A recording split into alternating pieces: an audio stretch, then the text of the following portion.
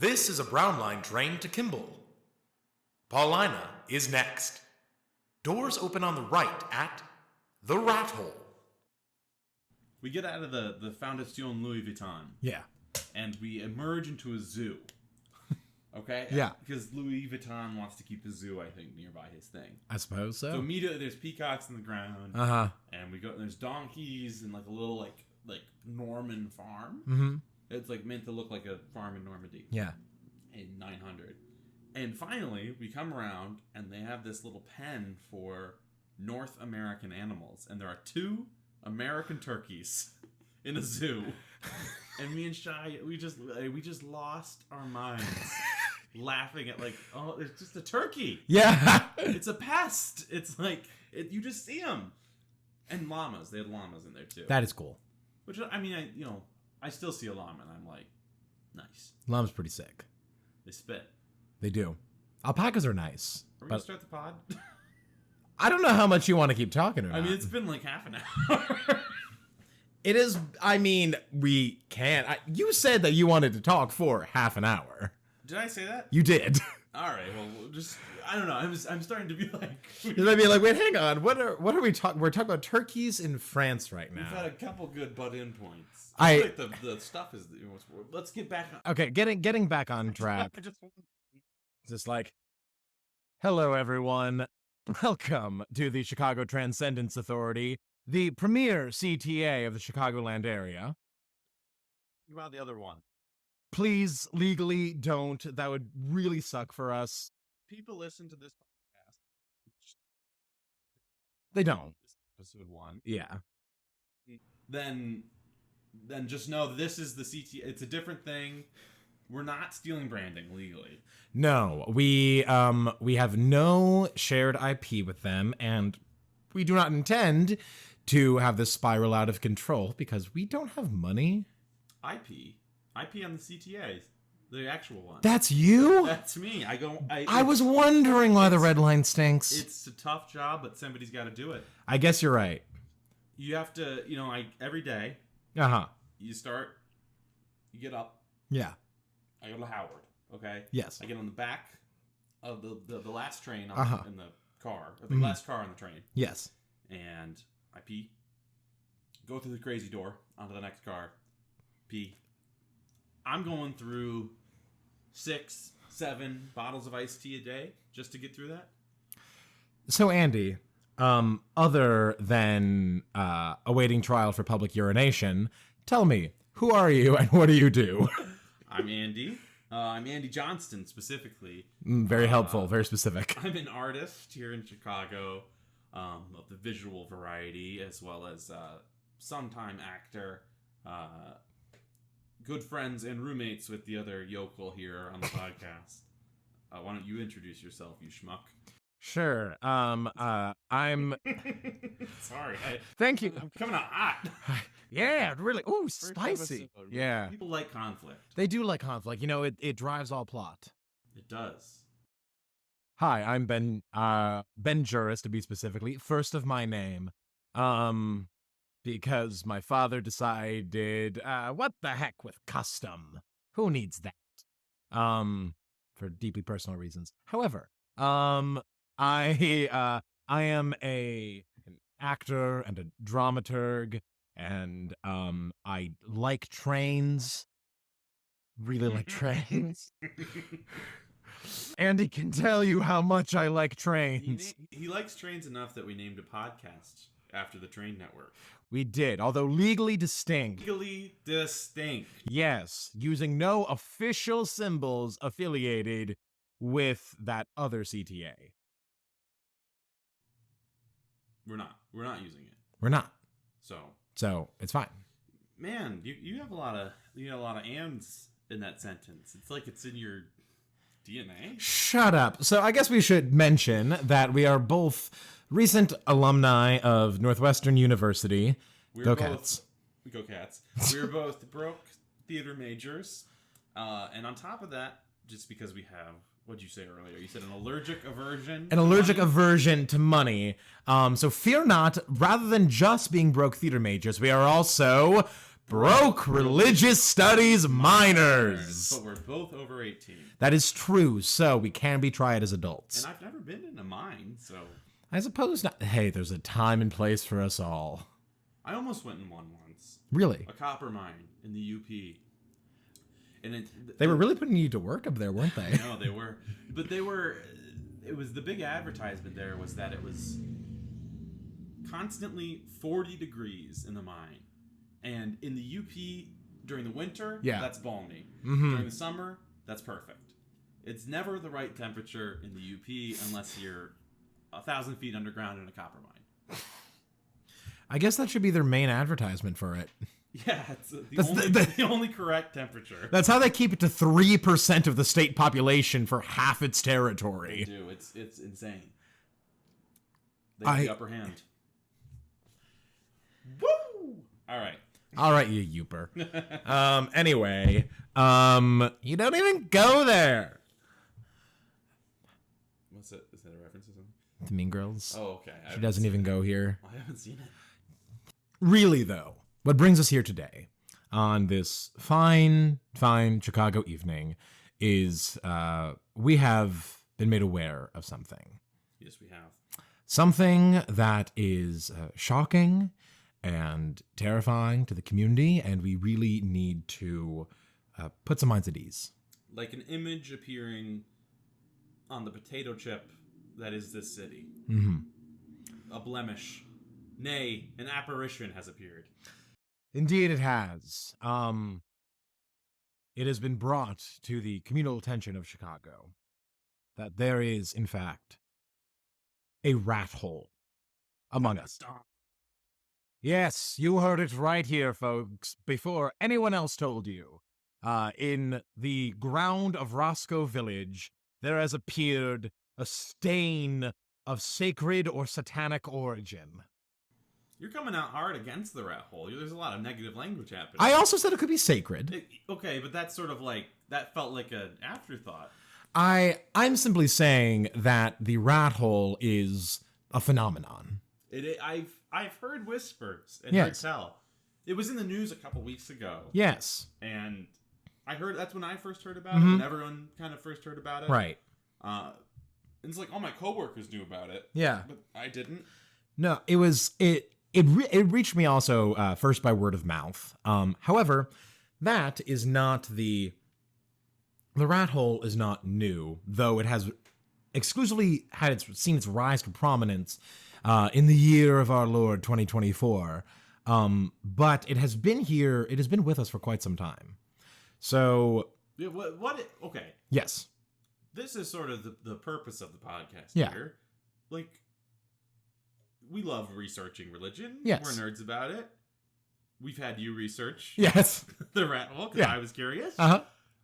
Yeah, like, okay, so it's a hole. Okay. Yeah. Just for the uninitiated, Uh-huh. it's a hole in the ground that is shaped like a rat. Yes. And, like, in the concrete. Uh-huh.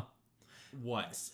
Yes. So, the rat hole, physically within the city, it's located in Roscoe Village, which is just off of the traffic. We live on a very busy road. We do. Just so you guys know. We're technically off Broadway. We're off Broadway production. But the rat hole physically is located just a little bit off of the Paulina stop in Roscoe Village. That's a Brown Line stop in like sort of like northwesterly bit of the city. And yes, as you said, it is a rat-shaped hole. Did a rat make it?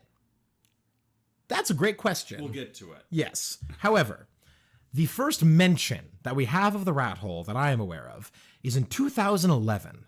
Really? The earliest report that I was able to find was in 2011, reporting on, the funny local news bit. There was a rat-shaped hole on the like road failure construction or something. I don't know if that's when it was formed or that's when it was first brought to media attention. Wow. But yes, it's been with us since 2011. However, It's 13. It's been bar mitzvahed. it has Wow. Barabat. I'm not sure how the rodent I'm not sure which sways. way it swings. Yeah. But its rise to prominence was rapid. So in 2024, back in January, January 6th, a day important for no other reason. Local sort of like comedian Winslow Dumaine posted that they were about to take pilgrimage to the Chicago Rat Hole. They're going to take pilgrimage. They specifically said they're going to take pilgrimage to the Chicago Rat Hole. Sure. This was on January 6th. Yes. One of many pilgrimages. One of many pilgrimages, the wise men going to visit the baby Jesus for Three Kings. Right. That's Yes. the other one. Yep. The only other one on January The 6th. only other time of people traveling to go somewhere. Yes. But so after Dumaine posted that, quickly shot up through the ranks of just like Chicago social media. And before too long, a shrine had been more or less erected on the site. So the first reports I love this city. I love this city so much. the first reports of estradiol pills were left there on January 13th. What is that? It's like estrogen. Oh. Yeah, like estrogen pills were left, and they've actually become, as far as I can tell, a fairly popular offering. Is the rat... That means... Is the rat trans? No one knows. Interesting. But there have been offerings of estrogen pills left there. There was also a bit of a Holy Week that took place all around January 19th, where some vigilante filled in the rat hole, and then other vigilantes dug it back up. Right, and this is what caused it to be in the news. That's why I heard about it. Yeah. So the filling in and digging out exclusively by civilians. The city has had no role in the existence of the rat hole. Right. They have, and so this really brought it to attention. This is also. So wait, just to be clear, the rat hole died. Yes. And a few days later was resurrected. Right. So just to clear that one up. Yes, the Church of Rotology praised this on their social media. The Church of Rotology is a sketch comedy group playing at the Annoyance Theater. They do the Rat Mass show. Their official blurb goes, "All hail the rats. Welcome to Rat Mass, the only variety show in Chicago that worships the rats who roam our fine city. Come to laugh, repent your sins, and partake in Malort shot communion. Do you believe?" Now, I think a rat mass yes. is roughly like half a pound, right? The mass of a rat. I believe you're correct. Do they do cheese communion wafers? As far as I'm aware, their communion goes more with the chalice variety, and Would a rat drink a beer? I think if it understood how to, it would. If it understood it was chill. Yeah. Like if that was like a cool ass dope ass thing to do. Yes. It would drink a beer. I think you're right. A rat ride a skateboard. Perhaps we're getting into perhaps this is speculation we're in speculative theology now. I suggest you can consult. How many rats can break dance on the tip of a pin? I suggest that you consult our holy book, Charlotte's Reb, and read of the prophet Remington. How are you remembering these? Remington? Remington the rat from Charlotte's Web. Yes. Is that where Remy comes from? Of Ratatouille fame? Perhaps. I would imagine that both of them are somehow derived from rat or rodent or something like that. I think there's a Z variable we're not considering. And I think the Z one is if Patton Oswalt would voice the rat hole. Comedian Patton Oswalt. On January 21st, the first wedding ceremony took place at the rat hole. Good. It feels important to note, this was a gay wedding. Right. Yes. As is right. As is right, as is holy, as is blessed. And this is like a residential neighborhood, right? This is Roscoe Village. I've talked my coworkers yes. who've gone to the rat hole. Mm-hmm. They were like the people that live next door. Yes. Like they come out and they're like, "Hey, we have an infant. Just keep it down." I don't know if you've been to Roscoe Village, because I have, and it is a very quiet community. It feels like a small town in the suburbs. Sure. Like, it's like well within the city on all sides, but it very much feels like a little enclave. Yeah, it's one of those weird little Chicago things. Yeah. It's very quiet. It's very peaceful, and now it is also the site of a pilgrimage. Although the civic government does start getting involved around January 24th, because that is when, after a few days of selecting, about a week, the Roscoe Village Chamber of Commerce was looking to name the rat hole with its official government name. Many applications were submitted, such as Little Stucky, Splat, Roscoe Road Dent, and Dibs, playing on the famous Chicago tradition of sticking your lawn chairs out on the street to claim your parking space, or dibs. Maybe you should try that, Andy. I should. Maybe you should try that take again. Yeah. Because that was a rough take on that. Started from where? So maybe start it from the list of names. Yeah. The Roscoe Village Chamber of Commerce on January 19th started accepting names to officially give the rat hole a name for the city. Candidates included Lil Stucky, Splat, Roscoe Road Dent, and Dibs. After the famous Chicago tradition of placing your long chairs in your desired parking space to claim them for your own.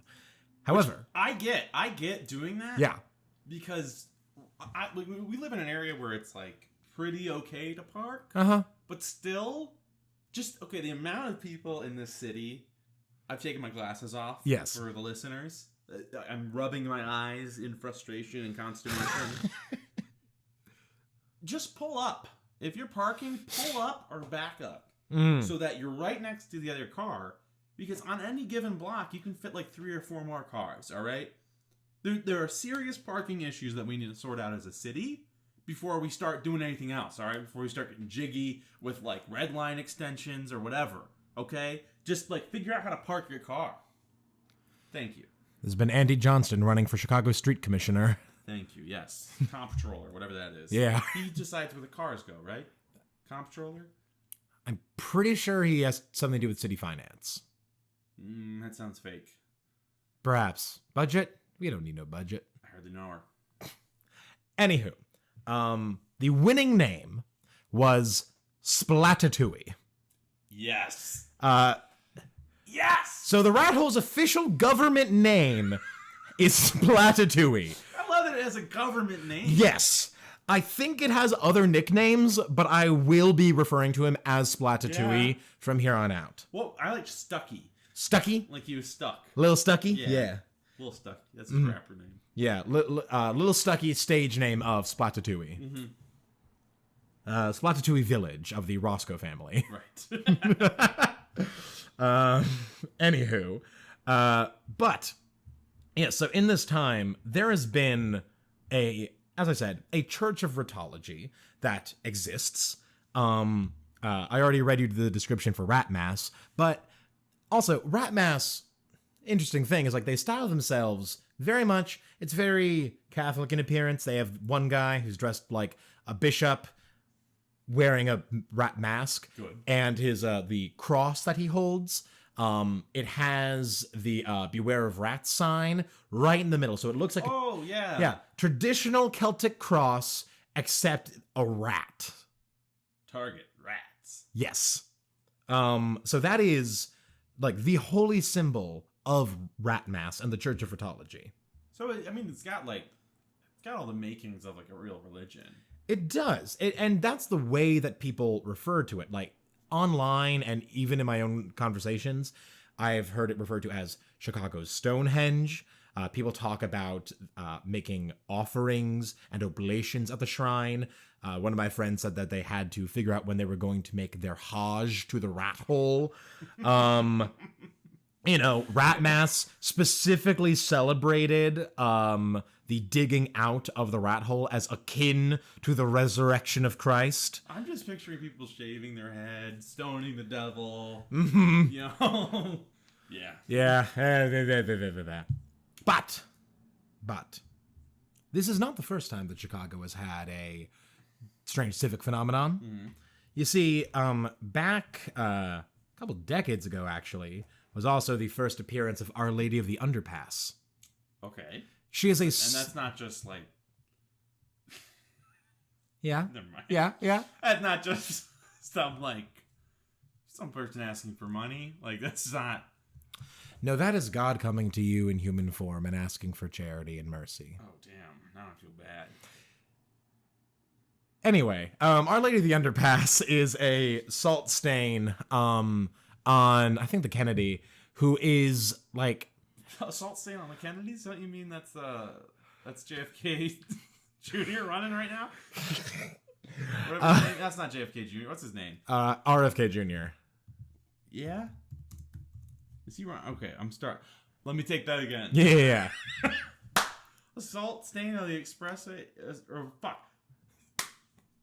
A salt stain on the Kennedy, that's Robert Kennedy, right? The one running for president? That's him. He's a salt stain on the Kennedys. I suppose so. I nailed that joke. You First try. you did. Perfect attempt. Clean cut. It was beautiful. Yeah, but anyway, with all of this, Our Lady of the Underpass, she looked a lot more like Our Lady when she first appeared, less so now, but she was, like, people thought that she kind of looked like the Virgin Mary. There were shrines sort of, like, put up around her. People would leave flowers, like coin offerings of money. And like really like like she became so well known that I believe, Archbishop Cardinal Bernardine of Chicago, or Bernardine or Francis George, one of them, even acknowledged Our Lady of the Underpass, not as an official Marian apparition, however, as a sign of God's care for Chicago's people. So interesting. So like, it did fully become a bit of a phenomenon. She's been defaced and eroded over time, but Chicago is not unfamiliar with these sort of like spontaneous civic infrastructure related devotions. God, despite what Fox News may have to say, Yes. is indeed present in Chicago. Yes. But around that, you know, there's so much religious language used around the rat hole. There is so much that people talk about in terms of the rat hole, relating it to religion. People, you could even say, talk about it and treat it religiously. Mm-hmm. But the real question remains, is the rat hole a religion? And this brings us to the type of conversation that leads us to physical blows. Yes. This is where hands are thrown. Mm-hmm. Everyone, prepare your ice packs at home. This is genuinely what we talk about in this department. We just put a microphone and a performative attitude between us. Mm-hmm. And I mean, we got the performative attitude down. That's what we majored in. Yes, it is. But we minored in how to fight about religion. So, Ben. So, Andy. What is religion? Let's answer it. Let's get it wrapped up this episode. That way, the rest of this podcast can be smooth sailing. What is religion? One word answer. One word answer? You're not going to like this. What is one word? Something. Okay, here's mine. Yeah. Anything. Here's a potential other one. Okay. Nothing. Okay, here's a fourth one. Yeah.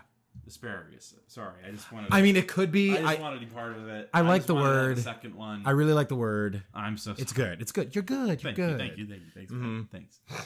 But, okay, so religion is one of those terms in a subject, like energy in physics, or consciousness in psychology, or life in biology, where we're like, yes, this concept is foundational to our field of study. None of us know what it is. Like gender in gender studies. Exactly. It's like, what is gender? I'm so glad you asked. I love making gender studies jokes as two white guys. I know, we're truly on the cutting edge of this intersectional discourse. Yes. The intersection of two Catholic men.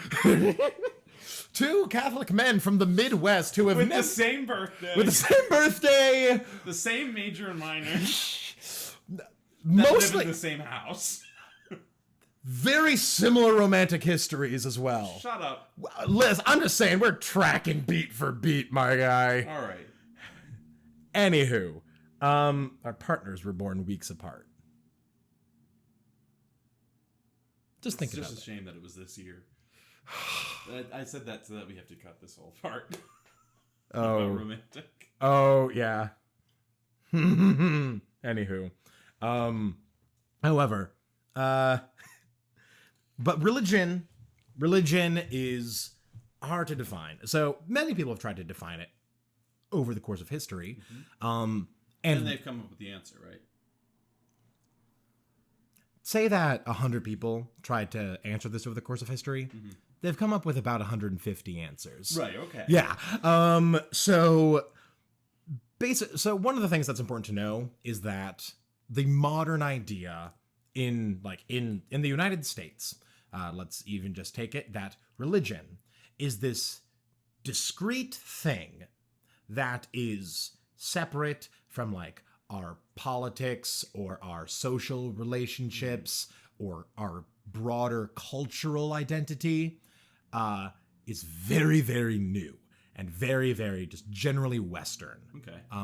Basically with the idea, and religion sort of as a distinct category is really just like, I don't know, maybe from like you start seeing that with like more post Renaissance, but even then it's not fully distinct. Yeah, we Yeah. talked about this in college, just about like in a class I took Yeah. that you weren't there for, Mhm. weirdly.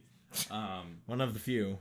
Was that the concept of religion sort of appears as a colonial thing Yeah. in the Americas, so that colonizers, I think specifically the Spanish, can come in and point to what the Native Americans are doing, Yeah. and say, well, that's not religion. Yeah. We have religion, being this Western Christianity. Yeah. Catholicism is quote unquote religion. That's religion. Everything else is not. Yes. That's where, in my understanding, the term religion originates. Yes. And most definitions for the next hundreds of years after that sort of use that as a jumping point, even when they're like, yes, non-Christian religions are religions.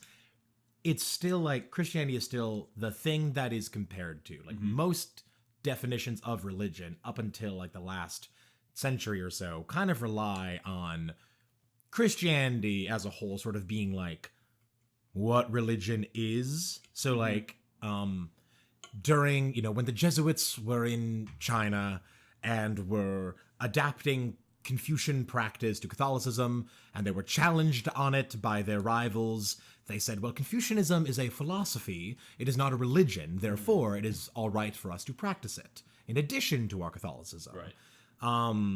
Because, Confucianism doesn't really bear a lot of relation to Christianity, and yet a lot of it is like categorized as a religion or right. Like my understanding of religion, very broadly, is that there's sort of there's two arms to it. Okay. To it's a bicameral legislature. Yes. Of an institution.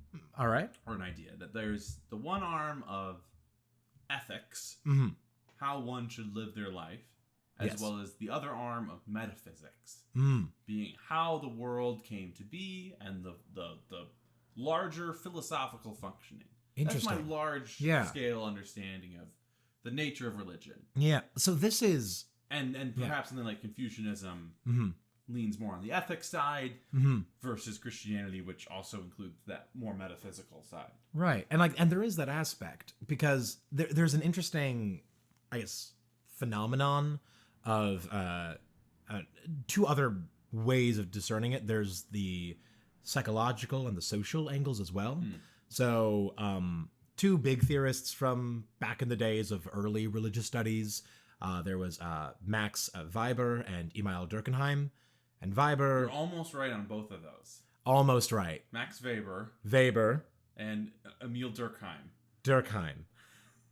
I like Durkheim. Yeah. I like Durkheim. We can keep saying Durkheim, but I believe it's Durkheim, right? You're correct. It is Durkheim. Okay. Darkenheim. Derkenheim. Darkenheimer was a great movie. Oh man, when that bomb blew up and he was like, "That's God. Yeah. That's beautiful." Another episode. Another episode. But Weber. So when Max Weber, he talks about religion as predominantly psychological phenomenon for like the human psyche, which includes that sort of like understanding of the universe and my conduct within it. Whereas Durkheim views it from the sociological angle of like, oh, community identity and like this sort of in-group and like social cohesion. Sure. And critics point out just like, oh, well, how are these things different than culture? To which one might say, well, culture and religion were not really viewed as separate until recently, so who cares? I had this conversation with an anthropologist friend of mine, and you're doing well when you're the kind of person who has an anthropologist friend. Yes. Yes. But we were talking about definitions and how I'm like, I would only ever use the term cult to refer to like, the sort of archaic definition of like, yes, the cult of Dionysus, like the specific devotion to a particular figure, whereas she was saying how, she talks about cult as distinct from religion in anthropology, and I'm like, oh, I just collapse those in on themselves. What we would call a cult in like pop culture, I'm like, oh, that's a new religious movement. Yes, I've heard a cult defined as a religion I don't like. Yeah, I mean that's part of it. Even within the ancient world, the word that would probably be used for that is heretic. So like, yeah, okay. Well, I mean, depends on what you're saying, but it's like for a very long time, you had Christians referred to Muslims as Mohammedans. Right. Believers of the Mohammedan heresy, because they were like, oh, they're like some weird heretical group out there in Arabia, because it's like there's a lot of shared. That's what comparative religion was. It was finding another religion and finding out what made them a heretic and you not, because there's a lot of shared like connective tissue between Islam and Christianity, but like, I guess you could say that like Muhammad, the prophet, is the decisive figure in that. Right. And so he is then, they're the Mohammedans, as opposed to we are the Christians.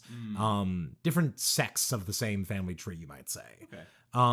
But that still doesn't really answer like what religion is. Yeah. And so like we went over some of those sorts of definitions. I want to take a look at just how if someone were to like look up online, what is religion? Yeah, let's start a horrible TED Talk. Yes. The Encyclopedia Britannica defines religion as... It's very long, but religion, human beings' relation to that which they regard as holy, sacred, absolute, spiritual, divine, or worthy of especial reverence. Okay. And so that is the Encyclopedia Britannica's first sentence of their paragraph. Oh my god. That reminds me of Eliade. Yeah. Who taught Mircea Eliade, Hungarian religious studies scholar. Yeah. Who talks about religion as primarily separating the sacred from the profane. Interesting. So there's that which they regard as holy, which is what Britannica says. Yeah. With Wikipedia, my favorite resource. Okay. Yes. They always use it for a paper. Yes. They say religion is a range of social cultural systems, including designated behaviors and practices, ethics or organizations that generally relate humanity to supernatural, transcendental, and spiritual elements, although there is no scholarly consensus over what precisely constitutes a religion. The coward's way out. I love it. Wikipedia. Yeah. How diplomatic. Whereas Merriam-Webster, America's dictionary, Yes. What do they say? they say It's a 6-foot-tall white Jesus. That's religion. religion, it's Jesus with with a Bud Light in one hand, an AK-47 in another, and With a beer that supports LGBT rights. yes, And a Russian gun. yes. Okay, just clocking. This is America, the cultural melting pot. Right, yeah. Yeah. Let's use a Kalashnikov. And he's standing on top of Teddy Roosevelt's Great White Fleet. Yes. But Merriam-Webster says that religion is a personal set or institutionalized system of religious attitudes, beliefs, and practices, the service and worship of God or the supernatural, commitment or devotion to religious faith or observance, or a cause, principle, or system of beliefs held with ardor and faith. Which is just a definition that is reliant on you having an idea of what these other things are. You can't use the word religion in your definition of religion. And a I'll- religious attitude? Yes. Religion has a religious attitude. America's dictionary has failed me. That's the only thing that America's provided that's failed us. Yes. Otherwise, it's perfect system. Nothing wrong with it. I'll have to talk to that Yes. Miriam. And then, at long last, we have Google. You type in what is religion to Google, and what Google feeds you on that beautiful little info card It must be right. This one has to be. Yes, Google is the all-seeing prophet, and Yes. Google says the belief in and worship of a superhuman power or powers, especially a god or gods, and then has the sub-definitions of a particular system of faith and worship, or a pursuit or interest to which someone ascribes supreme importance. Of those three, I only think the third one starts to be right. This is a thorny subject. Yes. We will learn over the course of many episodes. This is a very thorny subject. I took a whole class on this during my days of wandering in college, and we never came to an answer. We came to 5 answers. And they were all wrong in their own wonderful ways. Were these the collective 5 answers, or did each student Each student and the professor Yes. came up with an answer. Mm-hmm. And they were all wrong in their own ways. Beautiful. You can always poke a hole. You really can. My favorite that comes up a lot in conversations that I've actually had with people is the idea that a religion necessitates like a god or gods. Okay. Because that's one where I'm like, that is unknowingly really going back to that old system of all religions are defined in relation to how much they resemble Christianity. Right. Yeah. Because Christianity has a god. It has It has a monotheistic god. It's Yeah. a little bit weird. and it's strange in that respect. And this monotheistic god is, you know, very different in like their ontology. They exist differently than how gods from another religion might exist. But, you know, this is a god that I would argue I don't think is too much of a contested opinion, but some people might disagree, is in fact the same God found in Judaism and Islam and Baha'i, and I would argue Sikhism and some interpretations of Hinduism. Right. This is the same God. Right. So, okay, we're all in agreement. There's clearly not a single possible counterexample of a religion that doesn't have a god. No, I mean, not like Buddhism What? or anything like that. What do you... Oh, Buddhism, you know, there's not Buddhism, you know, they might revere the Buddha, but he's not like a god in the same way that God is God. No, but a religion has to have a god, right? I mean, well, not really. Like, there's not a class of creator being or beings in Buddhism. The universe just kind of exists. All right. Well, I would never play dumb for the sake of a rhetorical argument. Never. But, okay, well, then how would you define religion without a god? Well, there are many examples.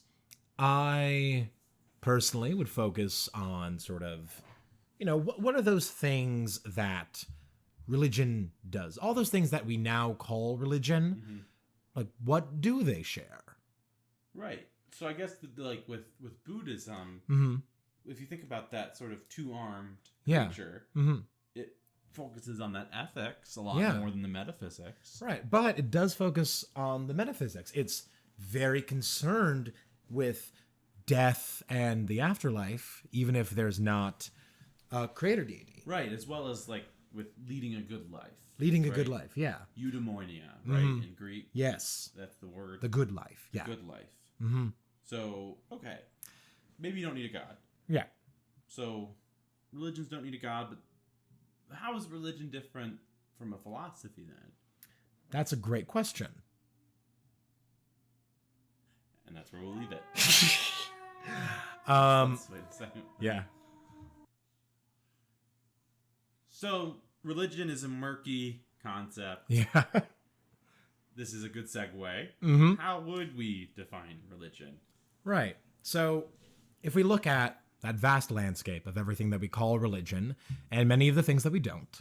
So we're talking Buddhism, Native American religion, Christianity, Islam, Baha'i, Mm-hmm. Stoicism, Stoicism, I would argue Neoplatonism, humanism. Humanism, yes. And those who call themselves spiritual but not religious. those old corn dogs. Some of my closest friends are corn dogs.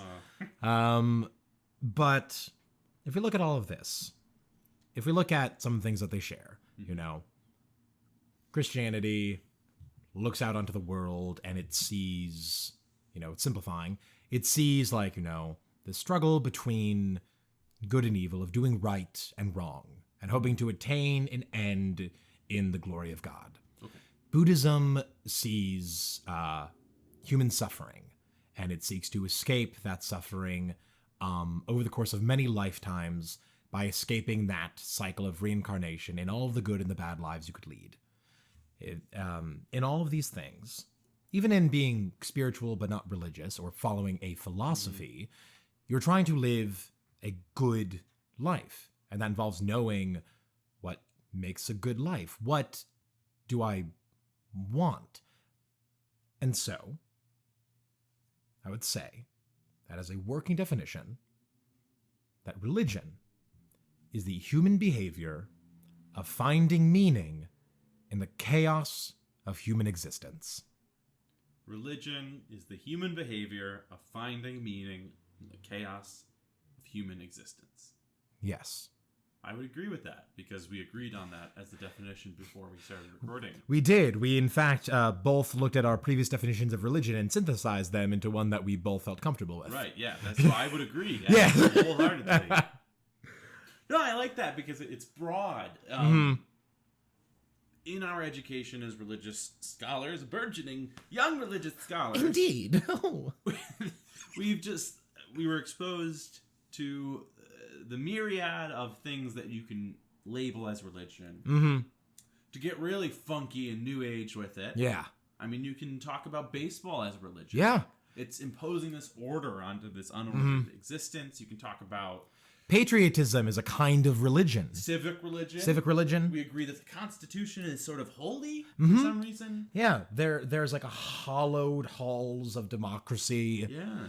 There's you could even argue that the rat hole is authentically a religion. Could you? I ask rhetorically. I believe you could. Let us look at the rat hole with our definition of religion. Religion is the human behavior of finding meaning in the chaos of human existence.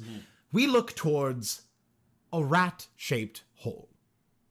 There are so many people from so many different walks of life who've been brought together by the soul, some even experiencing the sacrament of matrimony upon it.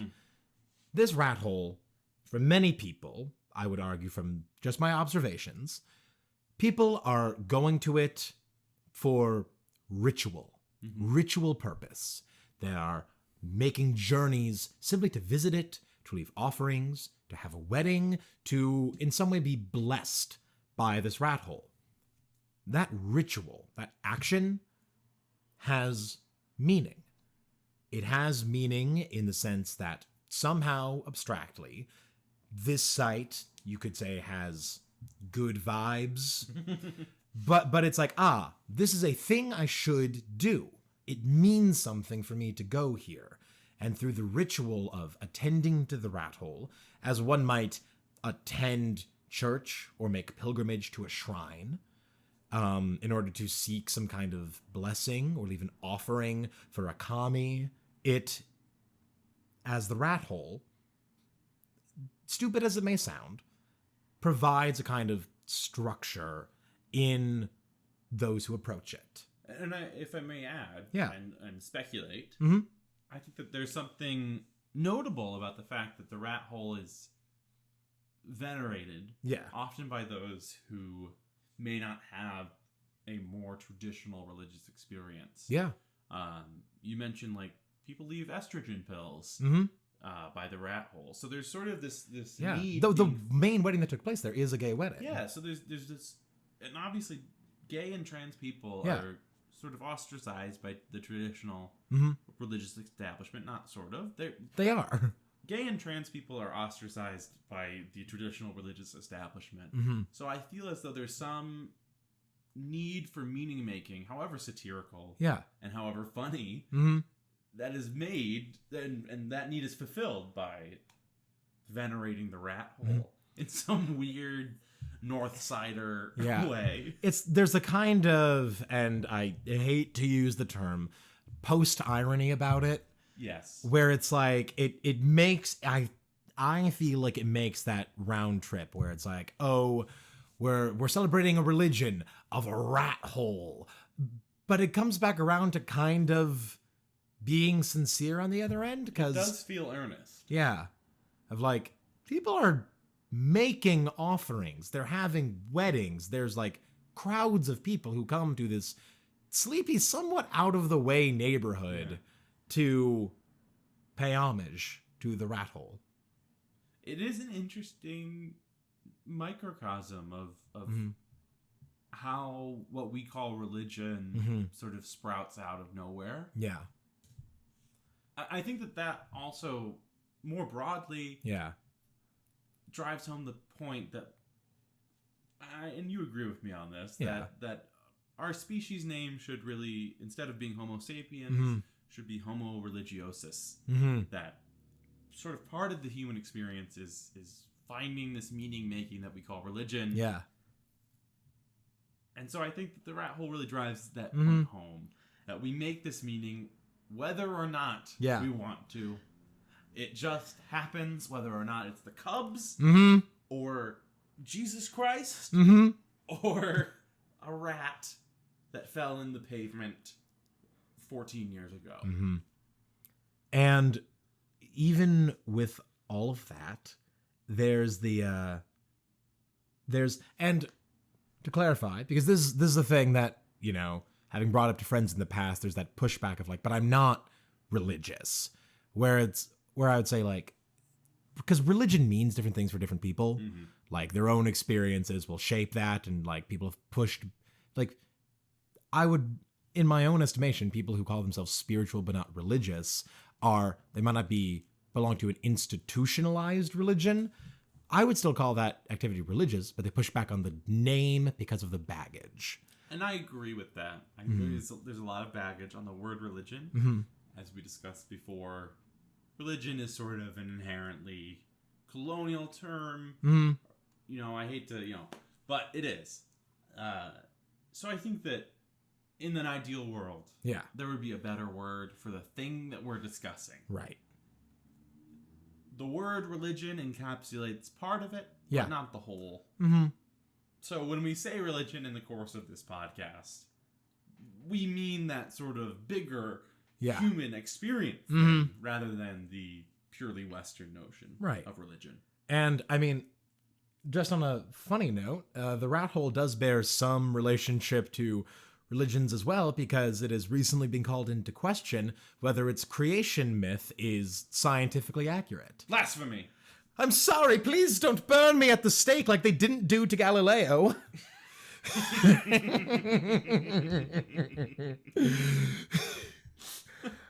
Okay, Yes. What do you mean? So there have My been... whole world, my foundations are being shaken. I know.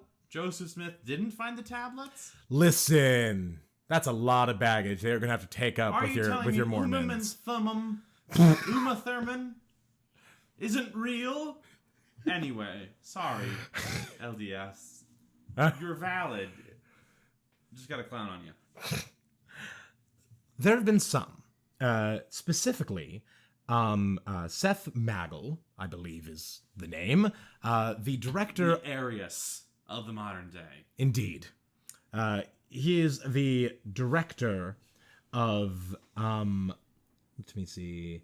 Yes, the director of the Lincoln Park Zoo's Urban Wildlife Institute. Oh, gosh. Who believes that it is much more likely that the shape of the rat was not given by a rat itself, but by a squirrel that fell from a tree. No. Magnus put forth 3 reasons. The first is that given the shape and locale of the hole, it's very likely that it fell from a tree, which is not a trait typical of rats.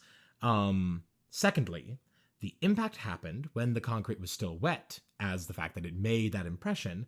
And the concrete is typically still wet during the daytime, when squirrels are active, but rats are nocturnal animals. And lastly, Magel took into account the opinions of the locals, who seemed doubtful it was a rat.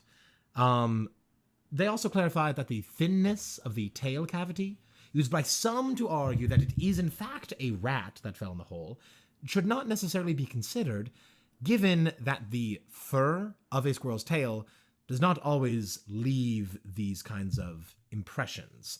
Now, to be fair, I am quoting this from Wikipedia, but this is the official stance of the Lincoln Park Zoo's Urban Wildlife Institute director. I think we should throw him in concrete.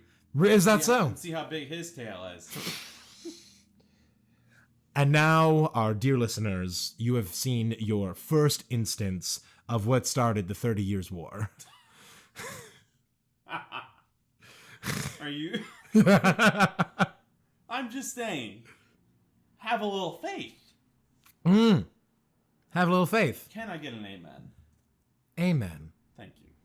But with all that being said, over our most sacred rat hole, and I've come around to the other end, I have decided, yes, it is sacred, not satanic. Okay, that's good. Yes.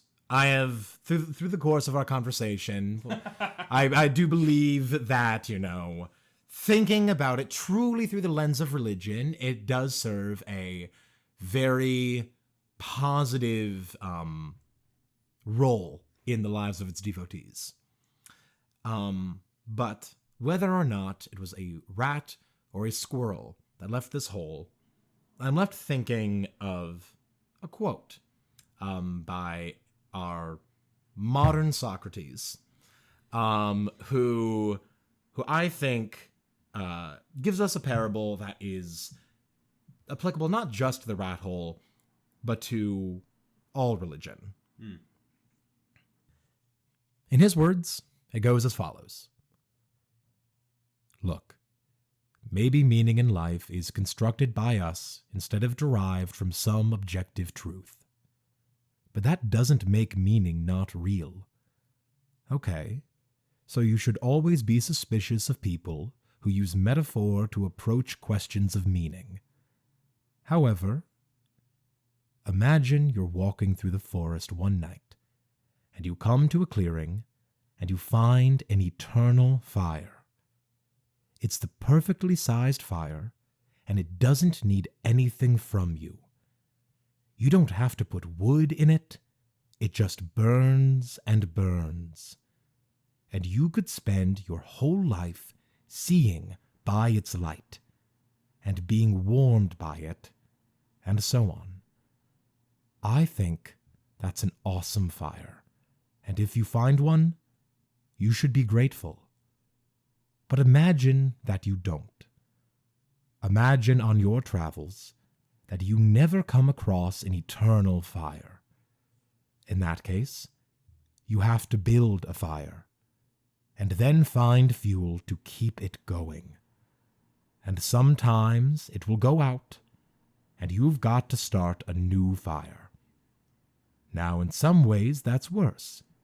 But in some ways, it's better, because unlike the eternal fire, you understand how and why it works. Point being that I would argue the light and the heat from both fires are equally real. Rat hole, baby! And that quote is, of course, from John Green. Rat hole, rat hole, rat hole. Thank you, everyone, for listening to our pedantic ramblings over religion and rats. Thank you very much for listening. To you. And thanks, Mom and Dad. This is the first episode of the Chicago Transcendence Authority podcast. We plan on making more of these. Really, it's just directed to our old mentors at Northwestern University. We're going to be making more. We hope you enjoyed this one. And we'll see you when we see you. Thanks, y'all. Thank you very much. Wait, let me just do a little tag. Yeah. This podcast was a product of Follywood Productions Incorporated. We're not incorporated, but we like to say that we are.